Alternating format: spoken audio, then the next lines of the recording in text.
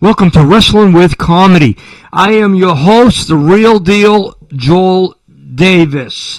This is episode number 9, behind the scenes of the Jerry Springer Show and the Jerry Springer Show documentary Fights, Camera Action that debuted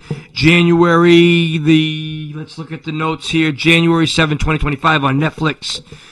This is behind the scenes of both the Springer Show and the documentary. It's crazy. It's absolutely crazy, exciting, interesting. There's a lot of words to describe the Jerry Springer Show. I'm someone that's been there, done that, and I'm going to tell you basically a lot of information behind the scenes of what actually transpired and how it happened and why it happened and when it happened and what I seen and who seen me and what went down and how did it go down and what are the details behind it, and people have always wondered about it. And today on this episode 9, Wrestling with Comedy, the behind the scenes episode of the Jerry Springer Show and documentary, you will find out for the first time.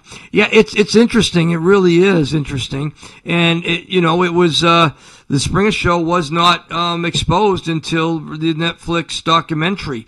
And a lot of people still have questions about it, and it's still relevant. It's still on the Springer Show is still included in the big daytime episodes that are daytime Wednesday nights of the big drama talk shows, the segment that's out there now. So Springer Show was the biggest, if not it was the biggest, more than likely the biggest, definitely one of the biggest talk shows in its heyday. 1999 was the hot era, and yes, I was a guest twice in 99.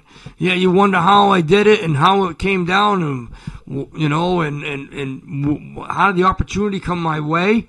A lot of drama, a lot going on, and I'm going to take you through it, so don't go anywhere. Just take a listen and enjoy the story behind the scenes. In 1999, I was the CWA light heavyweight champion, and I also was working for regional championship wrestling at the same time down in Reading, Pennsylvania, for Ray Torres. I was down there working in Reading, PA, when I came across a promoter from Wisconsin named Don McNeel. Don McNeel introduced himself to me. He said he liked my look. At the time, you got to remember, I was a heel, and I had the mohawk with the long black hair. And even outside the ring, I lived the gimmick. I wore the white snakeskin boots, and I had the persona. That's just who I've been my whole life. I still am today. The real deal, Joel Davis. And honestly, McNeil was somebody who presented himself very professionally. At first, I didn't know if it was bullshit or not, but apparently it wasn't. He had introduced himself to me, and he said he ran All-Star Wrestling out of Wisconsin, and he talked to me a little bit about coming in as a pro wrestler, but he also wanted to talk to me, and he really pushed on to me about the Springer Show.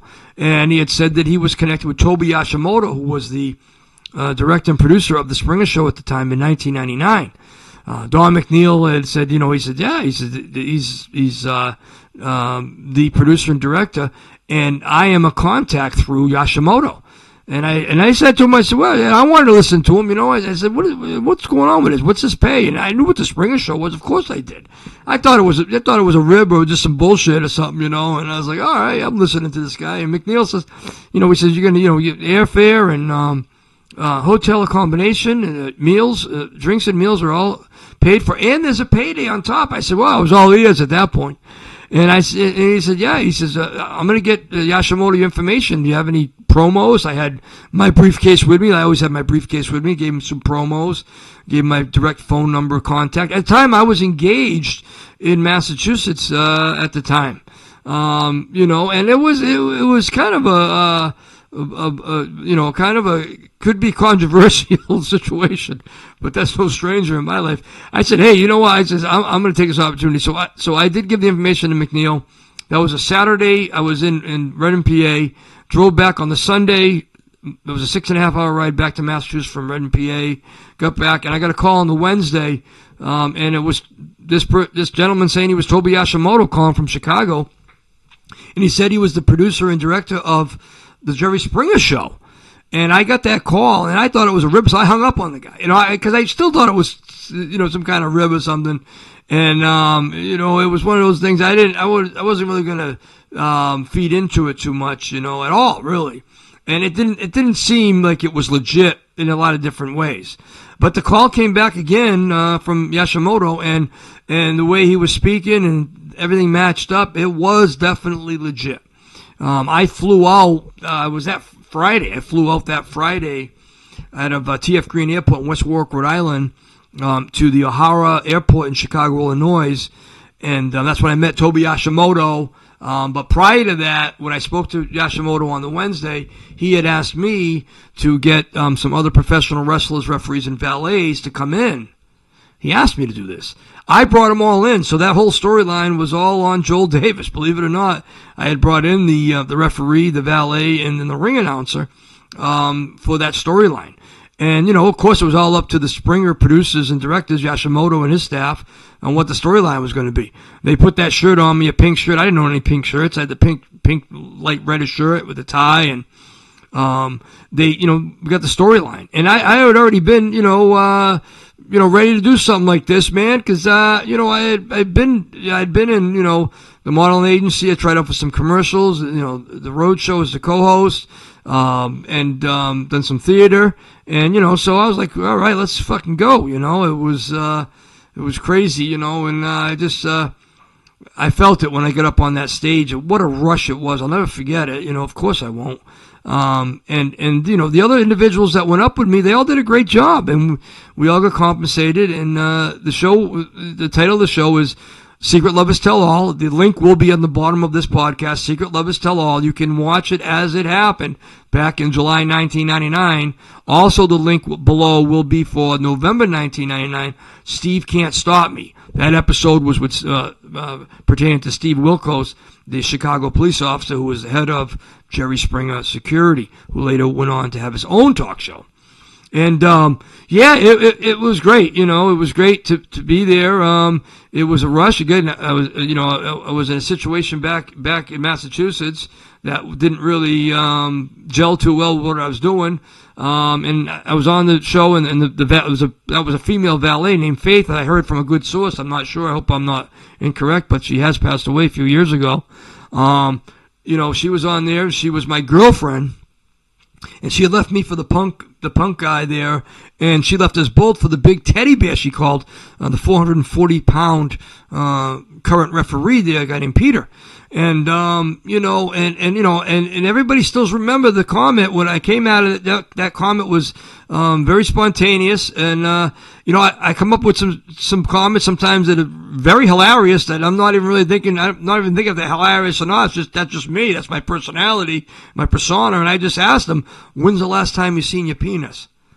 And the place went crazy, and the crowd yelled, "Jerry, Jerry, Jerry, Jerry, now, Jerry, Jerry, Jerry, Jerry."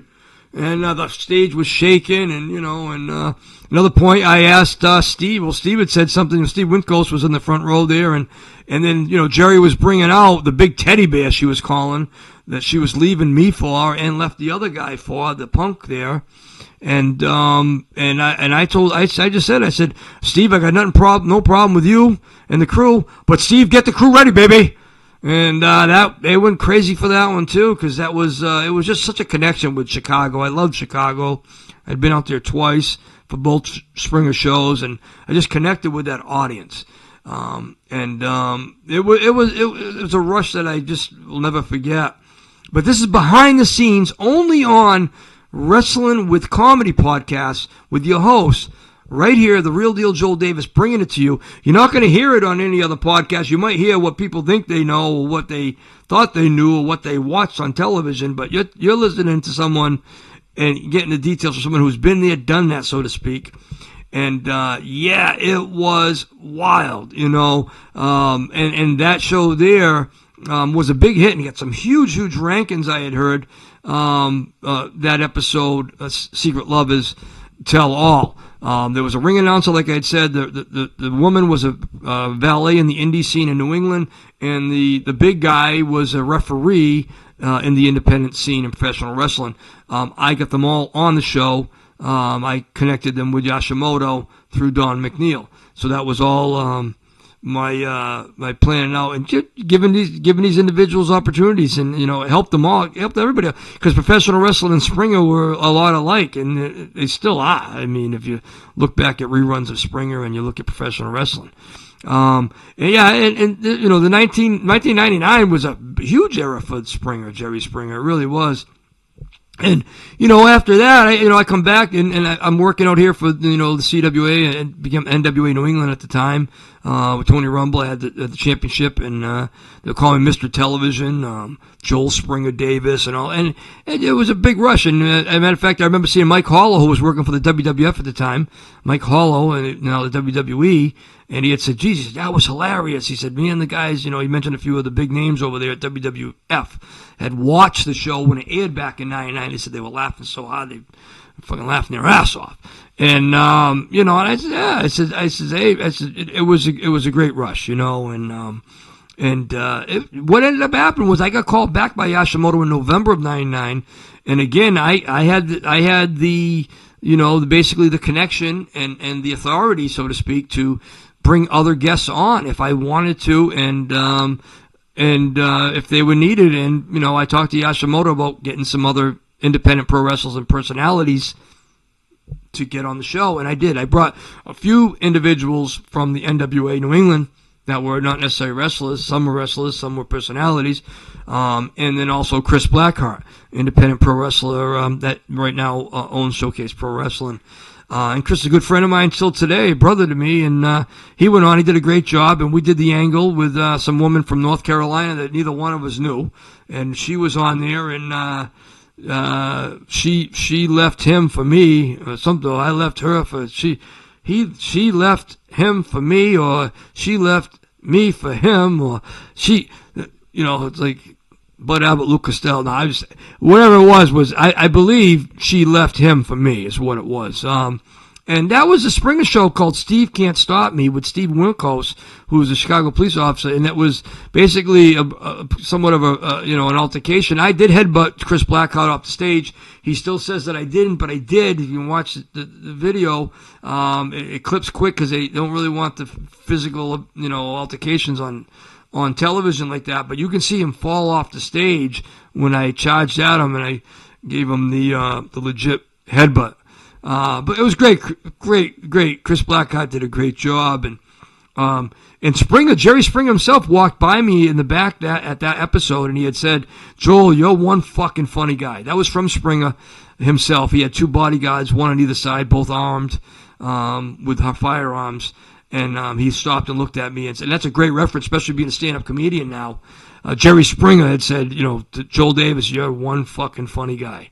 And that's something I'll never forget for my entire life. But yeah, it was a rush. I brought up Bull Montana, who was a mainstay with Tony Rumble's NWA New England, and he was also from the IWC, CW, ICW. Bull Montana, a friend of mine, brother, brought him up there, but he didn't get on because he wouldn't go with the storyline. Kept on making up his own story. Yashimoto told him that he met the woman at the supermarket, and he kept on saying, "I met her bowling. I met her bowling. I met her bowling." He literally had makeup on. Bull Montana had makeup on. He was ready to go up on stage, and they cut him out last second because they just couldn't trust him to be on Jerry Springer. But I gave Bull the opportunity. He came up. He flew out there with us, and he had a great time. He tried to take a picture with Jerry Springer. Springer stopped, put his arm around him. They had their arms around each other for a while. And then Jerry's like, "Let's go. Let's fucking go." Every other word out of Jerry's mouth was fuck. In the back, and Bull standing there with him, and Bull said, "Anybody got a camera?" So they never got a picture with Jerry Springer. But he got to get up there along with the other indie pro wrestlers, and the others did get on their storyline in November '99. Steve Can't Stop Me. Both links will be on the bottom of this podcast, like we had said earlier. I appreciate any subscriptions. Please subscribe. I really appreciate it. We just hit over 500, and we're moving up. And, any likes, any comments, or any questions you have, shoot them at me. I will definitely answer any questions or comments. We are going to start some live streams. We are going to start, putting some material on here, some videos as we speak, as we, advance in the podcast business, and also live guests coming up. That's something that we've been working on, and we're working on it, and we're going to have it done. We have plenty of guests lined up, from anywhere from professional wrestling to MMA to martial arts to weightlifting champions to, motivational speakers to stand-up comedians. A lot of stand-up comedians, promoters and producers of stand-up comedy, ready to go, podcasters ready to go. Right now I literally have a list of 14 individuals that are ready to go. And I can't wait to get every one of them on. And once we start rolling, we're going to roll fast.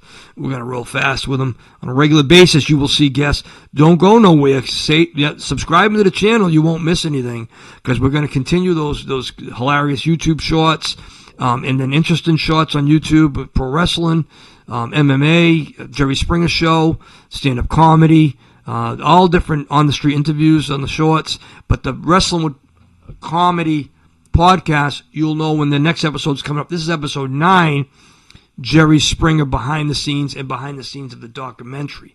So November 99, back out there again. Flew out there again. It was from, West Warwick, Rhode Island, TF Green Airport into O'Hara, Chicago. What a trip. Even Peter B, the referee, the first shot that were out there back in July 99, Peter B pulled a rib on me.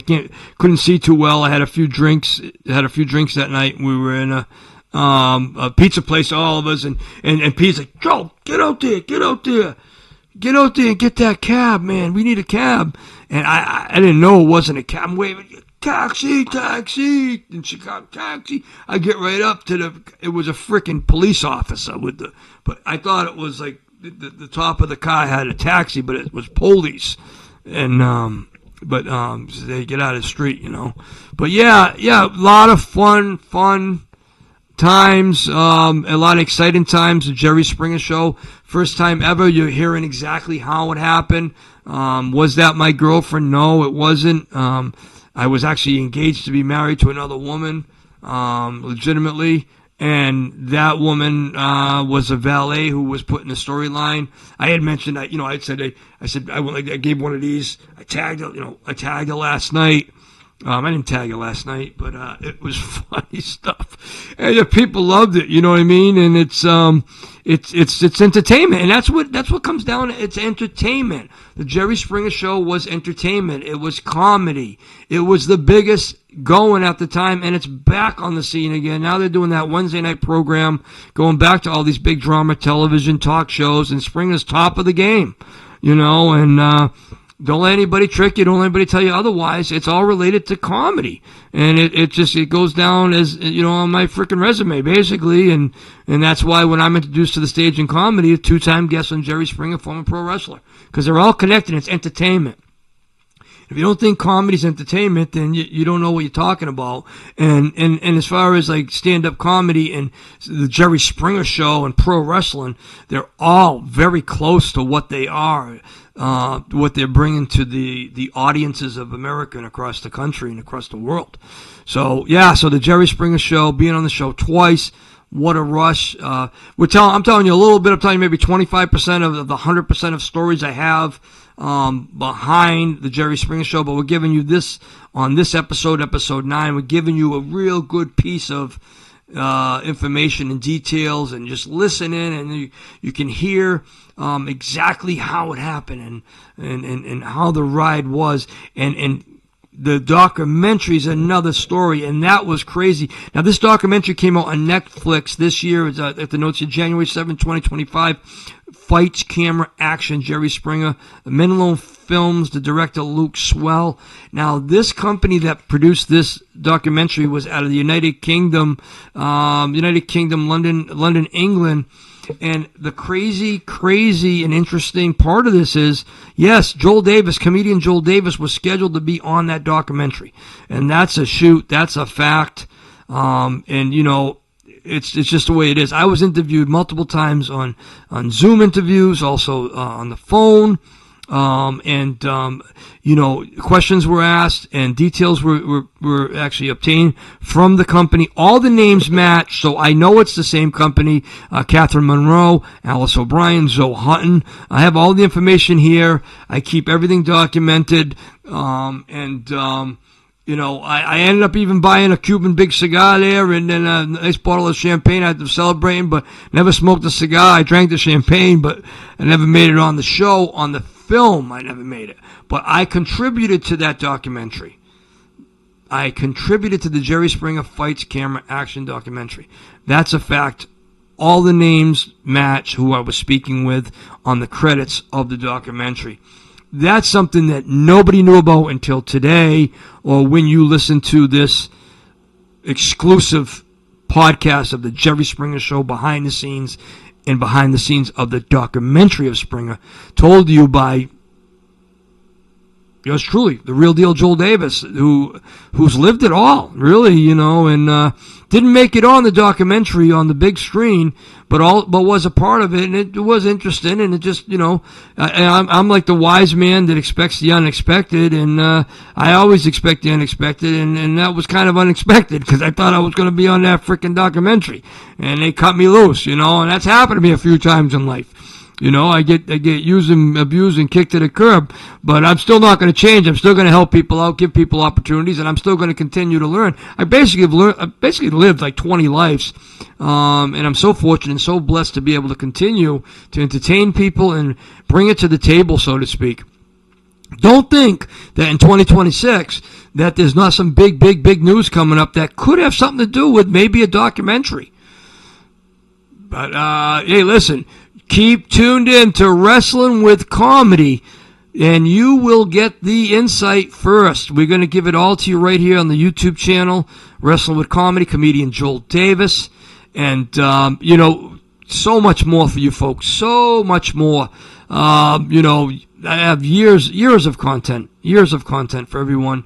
Not even, actually pertaining to the new content that's coming up and the new, being on stage and content that I build. There's so much already that I have ready to go and stories to tell and experiences that I've had that I love to share with everybody. I sincerely love to entertain people, and I love to share this information that, like with the Springer Show in general in 1999, some people have already passed on. So not everybody can tell you the story unless they still, surviving, still living and been able to tell you exactly how it was. And it's history, folks. It's history.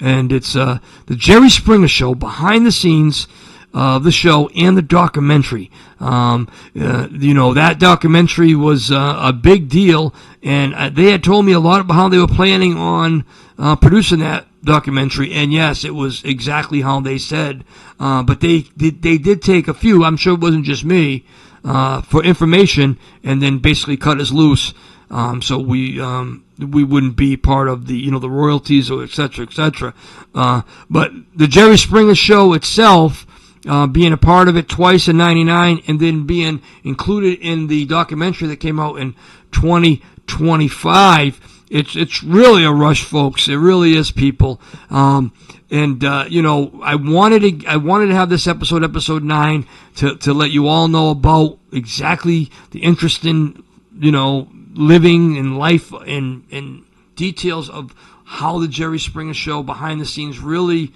was and how it came about, the storylines, and I told you a little bit about that. If I wasn't a professional wrestler, I wouldn't have got that opportunity. Anyone that was on from the New England area that was a professional wrestler personality, they wouldn't have got the opportunity if it wasn't for Joel Davis, because I got them that opportunity. Yeah, you know what? I'm saying it because quite frankly, besides maybe Chris Blackheart, or Peter B., no one else is going to tell you that that's how they got on the show. So I'm telling you that's how they got on the show. And that's something else that's exclusive to Wrestling with Comedy. We got so much more for you, folks. Stay tuned.